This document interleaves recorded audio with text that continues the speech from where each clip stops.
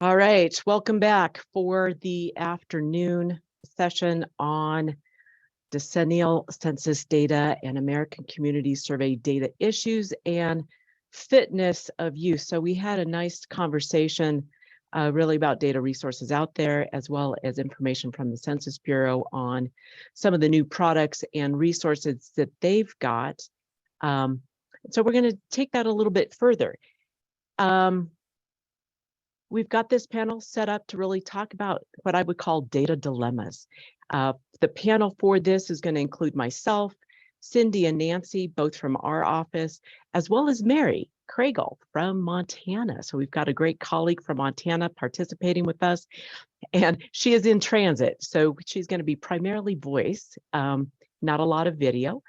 And then Byron Schultz and Rachel Piersdorf, both from the Denver Regional Council of Governments, that have had to kind of deal with these census data issues.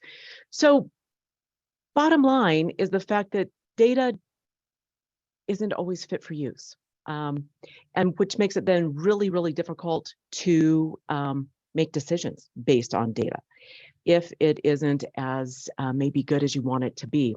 So what we wanted to do with this session is really help inform data users of some of the data dilemmas out there, suggest some fixes out there. And I want to tell you from the get-go, I am not throwing the Census Bureau under the bus. That is not our goal in this at all. They are a huge data partner. It's more, this is an educational opportunity to just look at what are some of the benefits and drawbacks and where do we need to use caution with data.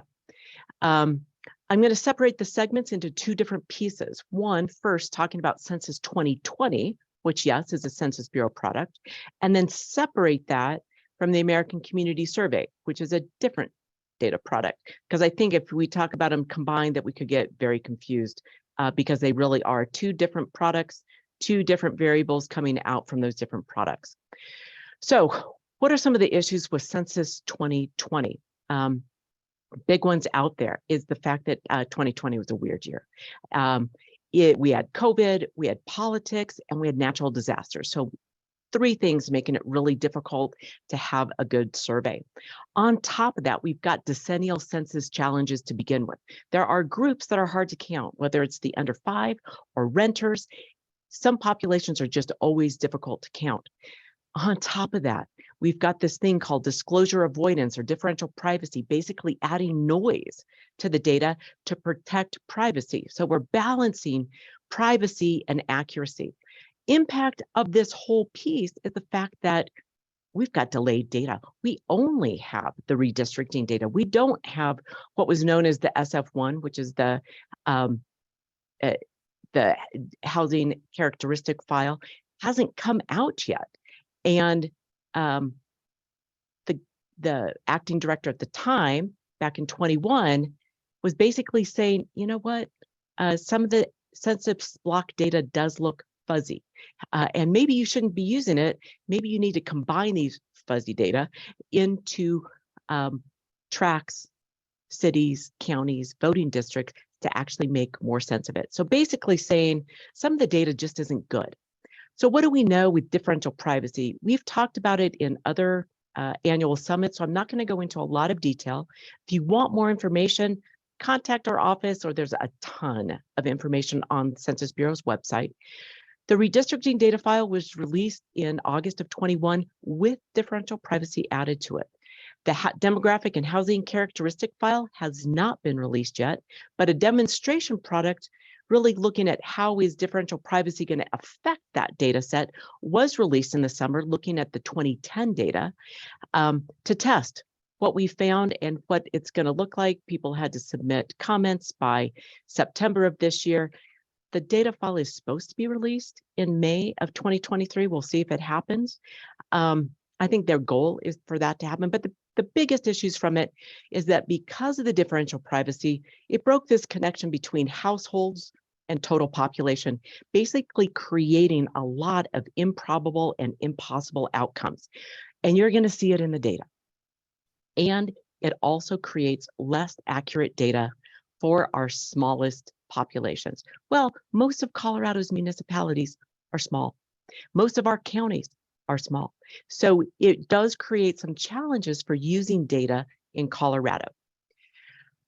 Just some examples of what that looks like. This comes from New York City, and looking at the percent of tracts that have more than a 10% difference between the demonstration data and what was published by age. And you can really see that impact to the oldest age groups, really from 16 65 on. Over 5% of the tracts and up to like over 30% of the tracts with more than a 10% error in the data. Now, let's say you're running an area agency on aging. That might impact you. And again, this is for a large city. So this is something, for us to be aware of. I'm not going to read all of these detailed impossible and improbable outcomes. You can take a look at the slide deck online, but I'm just going to highlight a couple of things. One, that there were over 300,000 blocks where the household population was less than the occupied housing units. I know it's after lunch, but if you think about that, that means that there are over 300,000 blocks with household size less than 1. Impossible. And just to put 300,000 into context, there are 42 states with fewer than 300,000 blocks. Colorado has about 200,000 blocks. If you go down towards the bottom, there are 163,000 blocks with only children under 18. Scary. The number of people of household, number of people of color households is greater than the total population in those race groups. There are more householders of certain age groups than population in those age groups. So this is part of the problem because of the system that they chose to use to add noise to the data to protect privacy. There's a lot of accuracy issues as well, not just the improbables and impossibles. And what you'll see, it doesn't matter if you are a tract or incorporated place, because these are larger geographies, tend to be. American Indian Reservation, there are errors in all places. So what does this mean? It means that we've got to do something in order to move forward.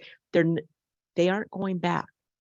They've already released the redistricting data file. So anything that we receive in the future, we've got to actually be able to work with and move forward. And so what are we thinking about? How are we planning to do it? And some of the strategies that we've come up with is you got to evaluate it. Evaluate and look at that data. One of the things that we've done is basically looked at the housing file, look at the person's file, and if it isn't good, we look at borrowing data from alternative sources. So we go to the previous census. So we go back to Census 2010, or we go up a layer of geography to borrow data from there. And this is one of the pieces that we needed to use right now, primarily because the data wasn't reliable or available. We had to adjust over 50 unusable municipal parts to come up with our population estimates. As we know, municipalities cross county lines. So when we're needing to do those parts that are in each county, we needed to look at persons per household. We needed to look at occupancy rates, and we found over 50 unusable parts within Colorado. So something that we've looked at in terms of a strategy. On top of that, we've got issues with race and ethnicity changes. So this is different from dealing with differential privacy. It's the fact that there was a change in the processing of especially race data, which really impacted this grouping called 2 or more. And it's basically ultimately created this break in time series between anything that was kind of based on 2010 versus anything based on 2020. And that will have significant impact as we are moving forward in our population forecasts, especially by race and ethnicity. We can't use a lot of that historical data. So you will see on our website where we make an absolute break in that data series, which makes it really hard on a lot of entities and especially our departments of health. So to have a little bit more further conversation about some of those census fixes, I'm going to bring Nancy from our office online to talk about what are some of the other strategies that people are working on, including the Census Bureau. Hello. Let's see if my picture shows up now that I'm speaking. I am heard? Yes. Okay. So even groups within the Census Bureau have had issues with the delay in the census data. And the Population Estimates Program produces annual estimates by age, sex, race, and Hispanic origin every year. And in fact, one of the slides in my earlier presentation was using data from that program because they do it for all the states, all the counties throughout the nation. And they typically base their data on the decennial census, just like we do. But because of the delays due to the pandemic and delays due to differential privacy, that implementing the differential privacy on the data set is taking longer than it normally would have. Even the Population Estimates Program had to come up with an alternative approach. And they are using something called the blended base. Next slide. Essentially, they're taking 4 different data sources, 3 different data sources for sure, and combining them, blending them to get something that they could use because they couldn't get the traditional data from the decennial census. So they do use the redistricting data, the 2020 census redistricting data that has been released for total resident population. In the chart on the right, you'll see that as sort of that dark maroon reddish color. So that the 2020 decennial data is being used. In addition to that, they're using demographic analysis data. Now, prior to my work here at the demography office, I didn't know this existed. Demographic analysis is very interesting. It is part of the quality control, in a way, that the Census Bureau does for the decennial census. They have a whole group that looks at the analysis of administrative records to see if that information is similar to what came out of the decennial census. And because they're using different records, especially with births and things like that, they can come up with age and sex at a national level. So the demographic analysis data was used at the national level. Then the third source they were using is their vintage 2020 estimates. Now, I've talked a little bit about vintages earlier, but basically they're using estimates that they've created for 2020 that use 2010 as the base. Because just like us, they started with the 2010 census and every year in between came up with a new estimate. They're using their estimates for that for the race, Hispanic origin at all the geographic levels, and then for the age and sex at the state and county levels. So again, 3 different sources, blending, because the details on how exactly they do that and all the tests and comparisons they did to make sure that their processes were accurate, it's very detailed, and we can send you more sources on that if you're interested. But the interesting result, next slide, is that it did provide some benefits. So overall, the resident population totals for the 20 of the blended base match the 2020 census redistricting data exactly for nations, states, and counties. So there is congruence with that. One of the, not necessarily benefit, but one of the results is that the demographic analysis had discovered that both in 2010 and 2020, there's been a slight undercount of young children. So in the 2010 census, it was the children under 5, but 10 years later, they're now between 14 and 19. And in the 2020 census, there was a slight undercount. So this chart is showing, attempting to show 4 different sources of data and how they compare to each other based on single year of age.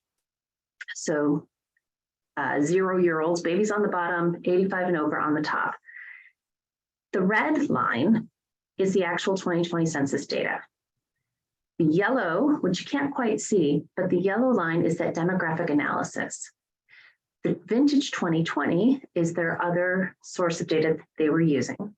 And so this blue line, the vintage 2021 blended base, is the result, is what they are going to be what they are using carrying forward for their estimates. But it mitigated some of the issues with the undercounts of the young children left over from the 2010 census and then from the 2020. So in some ways, there is a bit of a benefit because it's helping smooth out some of the undercounts from previous decades. So it is fascinating to know that even within the Census Bureau, they had to come up with some strategies due to the delays in the 2020 census, the complete data from the 2020 census. Thanks. Super. Thank you so much, Nancy, for going over that. And so basically that also then impacts our estimates that we're using as well in our shop are also slightly impacted by this as well, because we're trying to work with the estimates branch within the Census Bureau. So now I'd like to bring in, I'm going to stop sharing. I am going to bring in Mary Craigle from Montana, who is one of our great colleagues and has also been dealing with this. And so thought it'd be interesting to see her take and how she's working with this within her own office. Great. Thank you, Elizabeth. I'm hoping you guys can hear me. There's probably going to be a delay with the video, so I'll turn that off. And real quick, yes, we can hear you. Great. I'll go ahead and fire up that presentation. There we go. Get out of the way. Come here. Okay. Again, welcome from the great state of Montana to my Colorado friends and colleagues. I actually am a Cherry Creek graduate, so near and dear to my heart is Colorado. And like Elizabeth said, we have had exactly the same issues that both Elizabeth and Nancy have done just a fantastic job talking about. So, you know, problems in terms of the funding, problems in terms of trying to use these numbers for program eligibility, problems trying to use these numbers to see how to make really good decisions. And the big thing for Montana, so Elizabeth had just mentioned, you know, how much of Colorado is remote.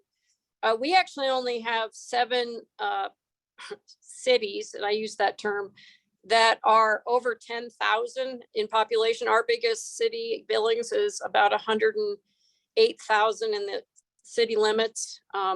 So the vast majority of Montana is very rural, meaning that under 10,000 people live in those communities. And it's made it very difficult for us to provide numbers. The other super big challenge we have is that we have a legislature that only meets every 90 days, every other year. So they'll come in this next January, be gone by April with their breaks. But because of that, if there's anything that is referred to in the statute, which there is, lots of laws and administrative rules, there is no way to change that reference to a better figure that would be more fit for use. So that's increases the problem of trying to find good values that provide guidance to folks out in the field that honestly don't have the expertise or the ability to spend the time to figure out what to do. So this is just to highlight a little bit more of what Elizabeth said. They did incorporate differential privacy. And just so an example, differential privacy, we have seen in Montana where they shifted population in order to just not disclose individuals into lakes. So we now have people that look like they're in a census block in the middle of a lake. We have census people that look like they're living in census blocks that are on top of very high mountains where there are no residents. So we also have a whole bunch of colonies, some of the Hutterite colonies and Mennonite colonies here in the state. Their housing unit is in one block, but their population is in another. That's all because of differential privacy. And again, differential privacy affects everything that's below the state level. So the only number that population-wise that's accurate is the statewide population. Every other population level below that level is been subject to differential privacy, so it's fuzzied. And then more variables you add, the fuzzier and fuzzier it gets. Additionally, because of the pandemic, there were a lot of shifts in population. So in Montana, we've seen college kids that went home, so the populations dropped dramatically in those college towns, even though we know that's not accurate. We also, because they extended population, we had overpopulation in resort areas. So again, we've got shifts in our forecasting and in our population estimates that are going to be this one-time thing because of COVID. And in 8 states, as Elizabeth just mentioned, there were these undercounts. So there were undercounts of Hispanics, Blacks, American Indians, Alaska Natives, and young children, but there was also overcounts in whites and Asians. And as she just mentioned, that blended base that Nancy mentioned is a really big help for that, but it definitely doesn't solve all the problems. So what we did in Montana to try to help our data users, and I know this is kind of small, but you can just go to the website, the link's at the bottom. We actually came up with some charts so folks could see how bad it was. And so if you look on the tables on the left, that's by county, and you'll see most of those. The first number on the very far side, which is the absolute percent difference, is a 0. That's a good thing. That means it wasn't significantly different. However, if you look in the table on the right side, Park County, you'll notice the absolute difference is of 400%. And so we are using this to help folks understand that what particular areas, and again, that's at the track level, how good the data is to actually look at. So when I talk to folks or go out, we're helping people on the phone, we pull this up and say, okay, what are you looking at? Are you looking at a block, a track? We usually have to tell them how to do that too, which is great because that's our job. But, and help guide them through the different levels of geography. So exactly like Elizabeth just said, they can try to figure out at what level they feel comfortable enough looking at the data. The second thing we did was we came up with this cheat sheet, and the Census Bureau is not real crazy about this cheat sheet, but because it's oversimplistic, but I found what my folks need. And so we talked about, at counties. So most of our county data, it's pretty good. Most of our large incorporated places is pretty good. Population's pretty good, but that's overall, right? So the minute you get down, if you'll notice the next middle set in the table where it starts saying by race alone, or that's when it starts falling apart. And so maybe our reservation overall might be good, but if you pull just the Native American population out and then pull it down to a particular town within the reservation, it's often no longer at a level that's highly reliable. So that's a couple of things that we've done in Montana to try to help guide our users. And we get, and I think what's scary is the Census Bureau has always been hard to understand because they have so many different surveys. So they have different numbers for the same thing, right? So we have the decennial census has a total population. Then you have the ACS has a total population, which is different. Then you have pop estimates, which is different. And now on top of that, they've added even more error and confusion to some of those numbers. So being able to have state data centers like the one in Colorado and the one in Montana is so critical to help those local folks understand and use the data correctly. Elizabeth, I'm going to actually stop sharing because I think the next set of slides is on ACS, so we can just jump in there when you get to that point.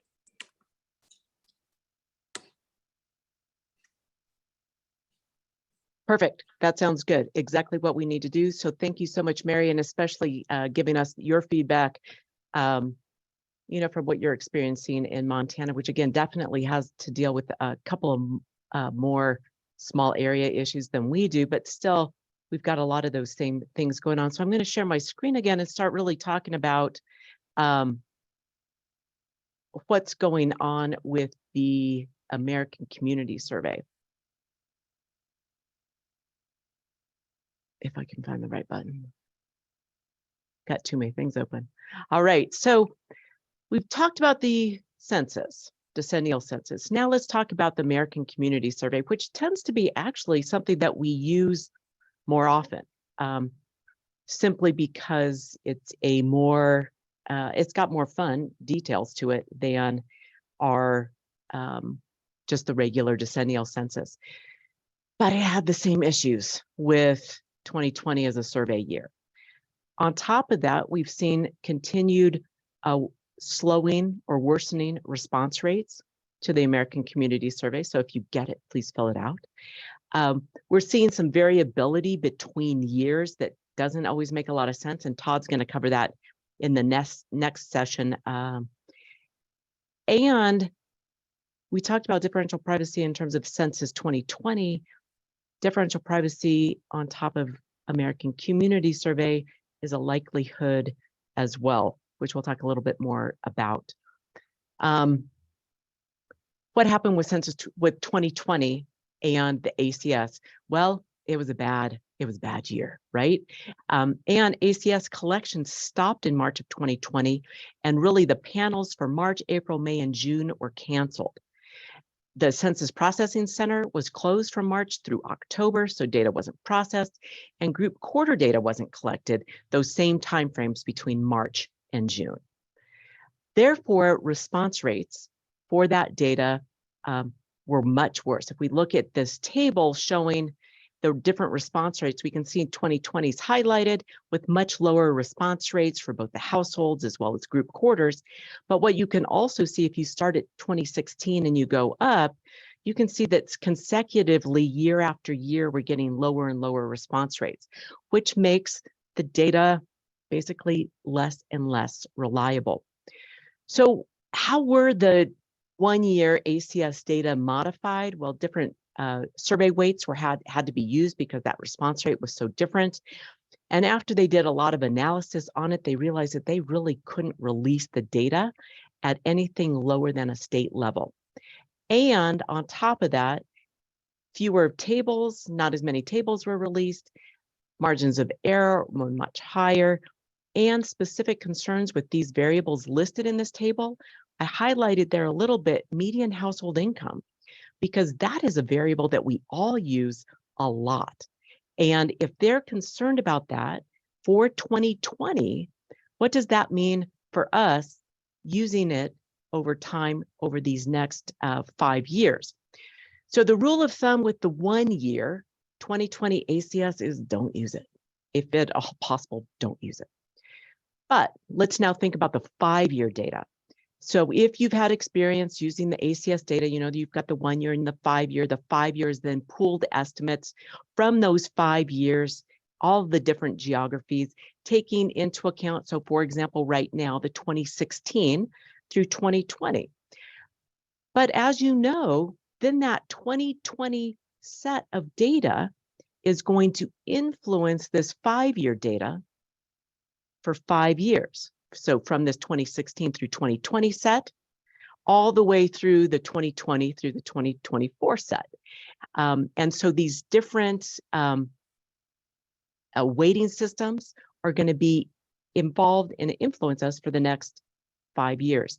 And in all of these cases that we've seen so far that those margins of error have increased. So one of the biggest things that we're doing from our office, and it shocks some people, is that we're saying, gosh, stick with the 2015, 2019 as long as you possibly can. And some people are like, but currency. And I'm like, but 2020. Point is, back before ACS existed, we had to wait for new data for 10 years. So I'm like, if you can wait until we can actually use the 21 through 26 or 21 through 25 data series so that you don't have to involve the 2020 at all in some of the work that you're doing. What are some of the other best practices. One, gosh, review the data, look at it. Ground truth those results. Look at those margins of error. And what is important to remember with the ACS, different from Census 2020, is that these are estimates in the ACS. The census, decennial census, is a count. These are estimates. And if we think about the use of the margins of error, an estimate plus its margin of error is really the range where a true value is likely to be. So in a lot of cases, we're recommending, and actually did this pre-2020, use that entire range of the estimate plus the margins of error to really understand how characteristics might be changing within a community. Understand that smaller populations and smaller population subsets tend to have higher and higher margins of error. So for example, total population tends to have one of the lower margins of error. If you look at households, which is really just a subset of the total population, the margin of error increases. If you look at family households, which is a subsector of all households, the margin of error increases. Also, we tend to see that the more homogeneity a community has, or the more similar it is, the lower the margin of error, which makes sense when you're looking at those data sets. So I'm not going to spend a lot of time on this because we've got a wonderful addition coming in after Mary to talk about how they're looking at ACS data and using those margins of error. But I thought I'd throw in here, this is just looking at median family income from different communities in Colorado by size. And we can see that influence of that margin of error. So we're going to pick on poor little Iliff, a town of 246 people, has a median family income of 44,000 plus or minus 43,000. So really, their true estimate of median family income is somewhere between 1,000 and 87,000, right? So that makes it pretty non-usable. And you can look at the margin of error is 98% of that estimate. You look at a place like Denver, large city, that margin of error is only 1.6% of that total estimate, much easier to use. We'll look at Keansburg, is actually a relatively small town. Their margin of error share is actually relatively small, considering the fact that it's a small town. But this might have to do with the fact that maybe there's a lot more similarity within Keansburg. To prove that point, I'm tossing in Castle Rock and Westminster. Westminster is a much larger city at 116,000. Look at its margin of error. It's about 4.5% of the total, compared to a place like Castle Rock, where it's only 2.2. So it has a smaller margin of error relative to Westminster, but look at its population size is smaller. So this might have to do with the fact that Castle Rock either had a higher response rate potentially, or is more similar within Castle Rock compared to Westminster, which, you know, if you know Westminster, it's very heterogeneous. It is a very different community. You've got a lot of high income, low income, renters, non-renters. So you could see that increase simply due to the fact that it's a very different community. So with that, I'm actually going to turn it back over to Mary to talk to how she's dealing with issues with Montana and American Community Survey. Great, thank you, Elizabeth. Let me just put up my screen. There we go. And so similar, you'll see these same repetitive discussion points, but I think it's important that you see them a couple times to really get the sense of how difficult this data can be. Again, single year, don't use it. The more of the variables, the harder it is to use. And the other thing that I would mention that Elizabeth didn't touch on is that the ACS, this 5-year for most areas, is all that is available.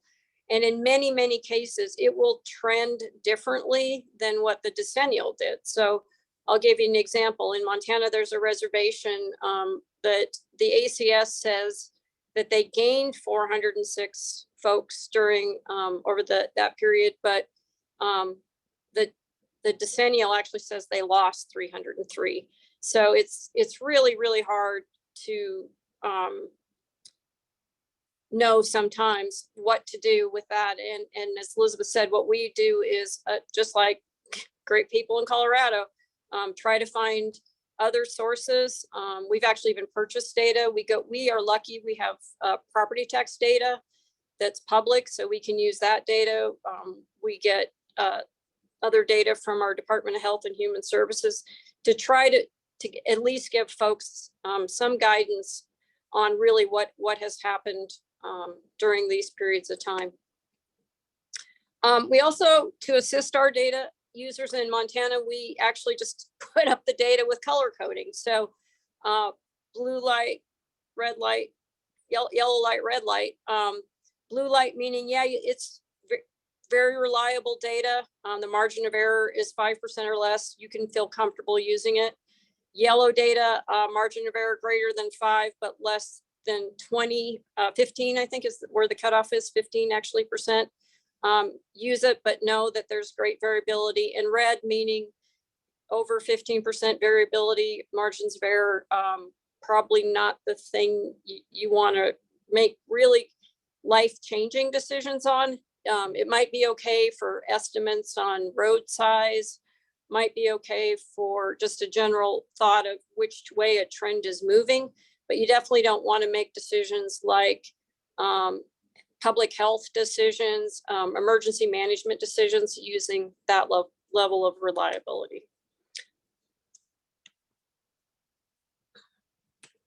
And with that, I will end my presentation. Elizabeth, turn it back to you. Again, thanks so much for having me. I actually have to go run and give another presentation, but it's been so fun to be here. Elizabeth has all my contact information, and anything I can ever do to help the great state of Colorado and its folks. We're all just part of the Rocky Mountains. So thanks for having me. Thank you so much, Mary, and for your feedback and input. And maybe I'll keep you just on the line for a second. Sure. We've had one question came in, is our state demographers or our states challenging the Census Bureau with some of the stuff that they're saying about differential privacy? You want to take 30 seconds on that one? Yeah, I'd love to take that one. I actually serve as the chair of the State Data Center Steering Committee for the U.S. and have been actively across all the SDCs working along with some other partners to challenge what we see and what they have done with DAS. I'm happy to report that in the meeting that we had last week, our steering committee meeting with the Census Bureau, they actually said that disclosure avoidance is now a tool in the toolbox. So they will not be applying the top-down algorithm to the ACS. They may not be using that same methodology of differential privacy at all. They may look to an alternative. So that challenge, not only coming from all the SDCs, but also from population groups across the United States. We have a sister organization, the CICs, that are really population-based, so Hispanic, Native American populations. They do a great job representing those populations. They also challenged DAS, as well as some of the other partnerships, because, you know, this is what folks have to use. And when you mess up the decennial, the ripple effects to the ACS and every other product they have is tremendous. And to then, on top of it, even consider adding more disclosure avoidance on top of an already rippled ACS product would be very problematic. So I'm super happy to hear that they have kind of backed away from that. They're no longer talking about using the top-down algorithm on the ACS. Super. Thank you for your comments on that. And agreed, there's a whole group of state demographers that have gone together and been working in concert with these state data centers that Mary mentioned, really looking at this issue. So I'm glad to hear what you said right now about the impact on the American Community Survey. I'm going to ask one last quick question and transition it into our last part of the presentation for this section. Question came in on how do you determine What is a reasonable, acceptable to use margin of error? I'm curious your perspective, and then we'll use that to transition into Denver Regional Council of Governments, because that's exactly what they're working on right now. Yeah, and absolutely. And I hope answered this with my last previous comment, in that the way we guide users is it really comes down to how important the decision is, what you're comfortable with in terms of margin of error. So again, if you're just looking for a trend, is this going up or down? Might be okay to use not an ACS or a decennial figure that's not very reliable. But if you are making a big decision that costs millions of dollars, like you're going to build a new school, or you're going to determine how many dollars should go to different communities for public health, you want that data to be way more reliable. And so what I would say then is look and see what's available, go up to a larger geography, do exactly what Elizabeth just showed you, which is try to think about communities and size and see what other similar communities in your state are doing. And then most of all, look to see if you can find other data sources that could help guide that decision. Super. Thank you so much, Mary. And thank you for spending time with us today. I know you've got to go, so take care. Thank you so much. Thank you. All right, so with that, what we're going to do is transition over to Dr. Cog, Denver Regional Council of Governments. We've got Byron and Rachel going to be talking a little bit about the work that they're doing. As they come on, I am going to also reiterate one of the points that Mary brought up, which is you're going to see often different variables from Census 2020, from estimates 2020, from ACS 2020. So know that you are often going to see different variables out there, and it's important to almost look at all of them to understand where they could be coming from. And then feel free to give our office a call, because we've been walking through a lot of people on that piece. So now with that, I'm so excited to introduce both Byron and Rachel, who are going to really talk about how to use this data and how some of the remedies they've come up with. So thanks so much for being with us.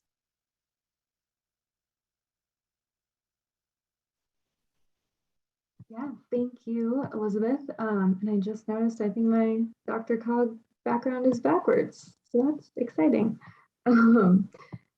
Okay, so we are going to be talking about the ACS specifically today. I'm going to go ahead and turn my camera off, and there we go. Byron, I'll need you to advance the slides for me. Thank you. Okay, so first off, I'm just going to leave this QR code up for a couple of seconds. All of the graphs that we're going to show in this presentation are also on a story map that this QR code links to. The graphs will also be available in the presentation through the demography office. But this is what we're going to kind of cover today. We're going to talk about Dr. Cog's own use case for the American Community Survey data, how we've assessed the reliability. We did use the 2020, so we'll talk a little bit about that as well. And then we're going to just cover the takeaways that we have and the decisions that we made based on what we found with the reliability. Next slide. And just as a little bit of background, in case you aren't super familiar with Dr. Cog, we are a regional planning organization. We have a few federally and state mandated roles as a regional planning commission and as the Metropolitan Planning Organization. And you can see on the map there, the region we cover, basically all of Metro Denver. Next slide.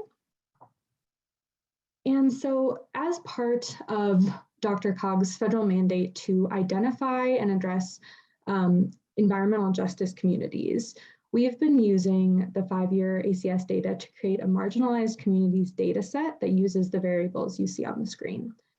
As we refreshed the data set this year, we decided to take a look at the reliability, which we hadn't really done in depth before, just to make sure that we understood how margins of error for each of these variables looked at different levels, at different scales, and make changes to the data accordingly. Next slide. So at the most basic level, we created reliability scores for each block group or tract by dividing the variable's margin of error from the estimate in whichever zone. So that allowed us to get a measure of the magnitude and how the margin of error compared to the estimate, which results in a fraction. So very similar to what we were just talking about. So this histogram here shows reliability score distribution across all block groups in the DRCOG region for a given variable. In this case, we're showing reliability for total population. And as you can see, the vast majority of our block groups have reliability scores, which is what we're going to call them, under 0.5 when measuring the total population.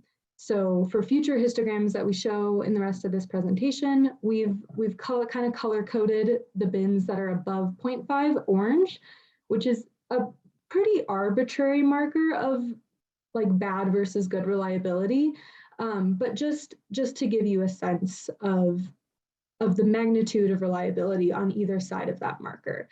So the goal isn't necessarily that we expect margins of error of 0. That's not really what we're saying is the best, but it's just a way to kind of compare reliability across different estimates. Next slide. So the main thing we took away from assessing reliability scores for 10 different variables that we had on the screen earlier revealed a lot of the key lessons for us that we're trying to incorporate into our data decisions. The overarching theme, which I'm sure we've all gathered from the presentations today, is that the more people included in an estimate, the more reliable the data is.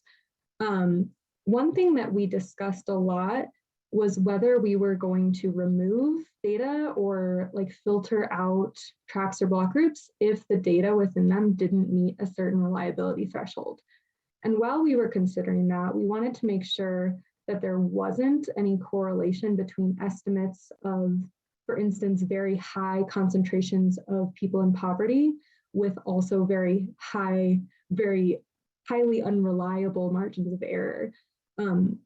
Especially as we considered like removing the prospect of removing those zones. We wanted to make sure that the zones we were most interested in identifying didn't also correlate with very high unreliability. But as the scatter plot is kind of showing here, that's not really what we found. We found a pretty good trend of the smaller the estimate of a population in the block group, the worse reliability. And you can see kind of a good arc across all of those data points. Reliability scores for areas with increasing estimates of numbers of people with low income decreased, which means they were improving. So I will turn it back over to Byron now.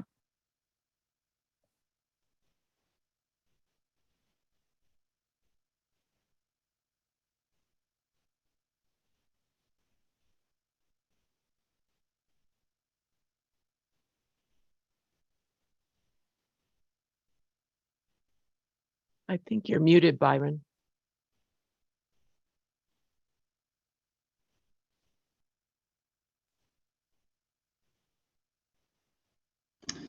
Can you hear me now? Yep. Great. Okay, I had to change the settings. Okay.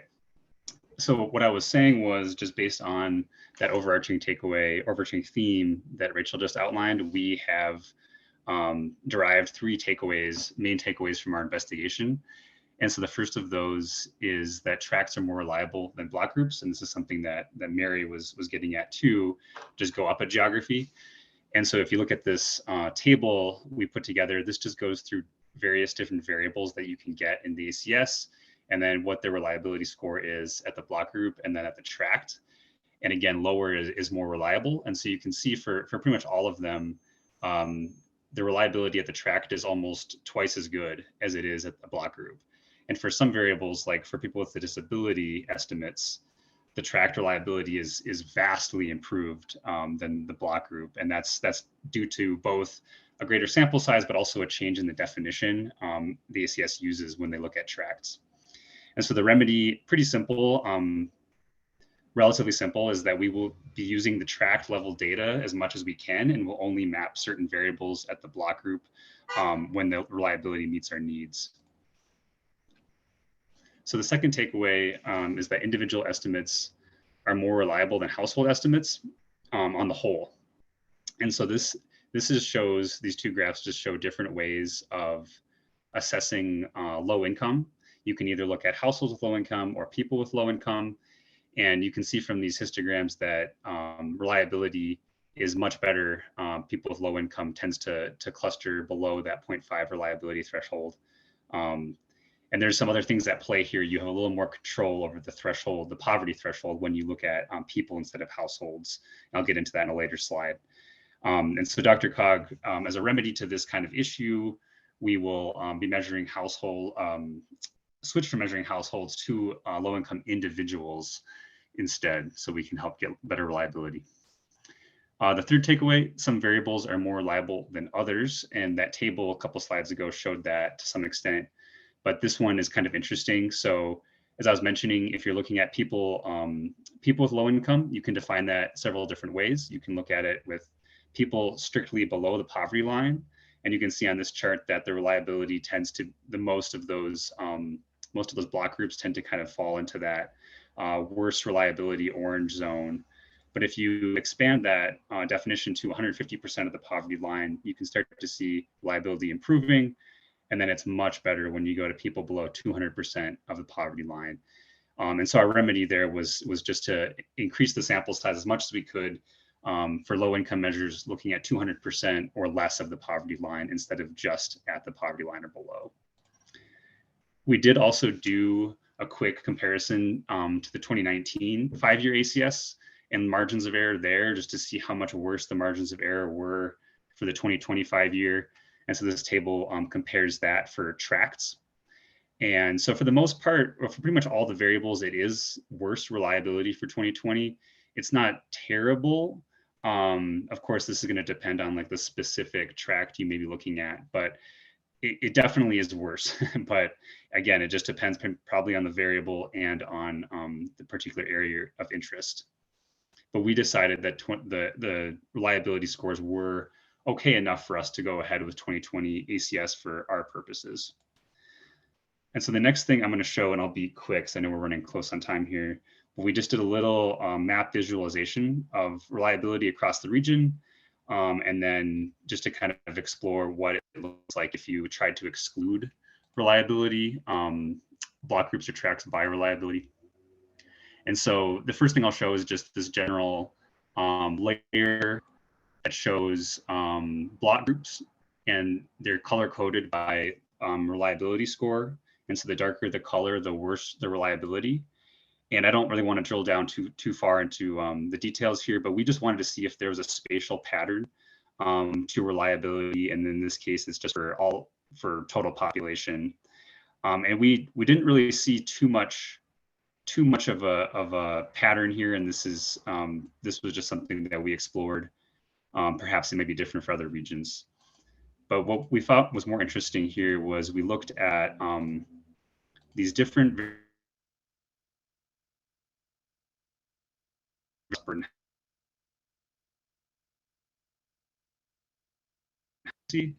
and we just set up these quick filters to say we're only going to show block groups or tracts that have a reliability score that's lower than wherever the slider is. And so right now they're all set to a reliability score of 2, which is pretty generous, saying we only want the margin of error to be twice the estimate. But even then, you only end up with 63% of block groups in our region making it past all these filters, whereas you get almost 80% of tracts making it past. And so we're particularly interested in these top 3 for the disproportionately impacted communities definition. And so if you want a margin of error that's much lower, maybe a reliability score of 0.5 for each of these, you lose a lot of block groups really fast. You only end up with 7% remaining there. But then again, this just really goes to why we chose tracts. If you look at tracked data, you still have more than half of the tracks meeting those three thresholds. So the last thing I'll mention here is, again, some variables being more reliable than others. People with limited English proficiency has a fairly low reliability compared to other variables we're looking at. And so just kind of devil's advocate here, if you kind of look at tracts and you put that reliability score at a better and better level, that particular variable is hard to get good reliability for many of our tracts. So that was just a quick kind of mapping exercise that we had. And I'll just go back here because we can kind of wrap up. Let's see here. Oh, that's the one that broke. Sorry, how was that? We want to do this one. All right, let's see. There we go. Okay. So basically, in summary, here's our three takeaways and our three remedies there. And you have this in your packets that you can reference. And then for further exploration, like Elizabeth was mentioning, we want to compare 2020 to 2019 estimates to look at like weird values, places where it's drastically different from the last 5-year ACS. And then one thing I'm kind of interested in is, do tracts or block groups tend to have mostly good or mostly bad reliability across all estimates within a single tract, or does it simply vary? My hunch is that they would tend to follow each other in terms of they're all going to be more or less reliable in the same way within a tract. So with that, we will conclude there, and we're looking forward to any questions you may have. Super. So I'm going to ask you the first question. So that tool that you were showing, is that a live public tool? It is not, unfortunately, at the moment.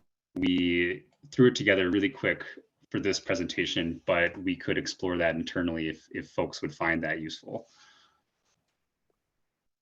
Yeah, and I think you're still sharing your screen because now I like see myself twice, or somebody is. It was a little freaky. So I'm going to be nerding out just for a second. That was phenomenal. Great tool, great application, great way of looking at reliability. So I'm going to ask you the same question that I asked Mary.